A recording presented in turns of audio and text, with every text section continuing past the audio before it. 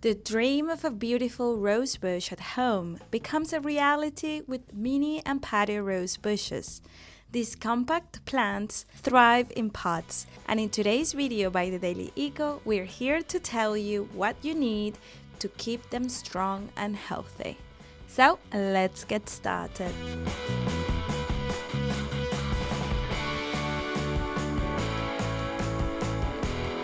Picking the perfect pot. Roses need some legroom underground, and mini roses do well in pots around 14 inches deep, while bigger varieties might need up to 20 inches. Climbing roses with their adventurous spirits appreciate even deeper pots. Think amphora style. Terracotta or ceramic pots with drainage holes are your best bet. They help keep root temperatures happy, the soil stable, and get rid of extra moisture through something called transpiration. Finally, for the best blooms, pick a sunny spot for your potted rosebush. The perfect potting mix. Roses love a drink, but not too much. To keep them happy and healthy, use a well-draining mix that's light and packed with nutrients. Here's how to create it. Start with a layer of round stones or gravel at the bottom of your pot. This allows excess water to drain away, preventing root rot. Fill the rest of the pot with a peat base mixed. Peat moss is lightweight and drains well, making it perfect for roses.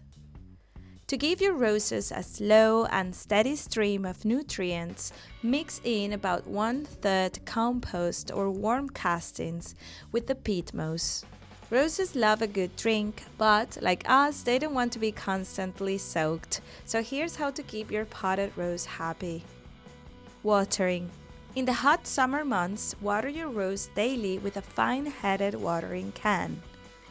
However, during cold winters, you can ease off the watering every 3 days. Keep an eye on your plant, make sure to not drown it, and don't let it get parched. Avoid drenching the plant or getting water on the leaves and flowers because too much moisture can lead to nasty fungus problems. Fertilizer. Since potted roses have limited soil and get watered more often, they need fertilizer more frequently than outdoor ones. So here's how to keep them fed. Use a rose-specific fertilizer once a month, following the instructions carefully. For a more natural approach, consider warm castings or guano. These organic fertilizers are packed with nutrients that roses love. If you ever notice your rose bush losing its vibrant green and turning yellow, it could be iron chlorosis. So to treat this, simply add an iron supplement to the soil. Transplanting. Even if you keep your rose bush in the same spot, refreshing the soil every 2 to 3 years is a must. Here's how to do it. Replace 2/3 of the old substrate with fresh, nutrient-rich potting mix.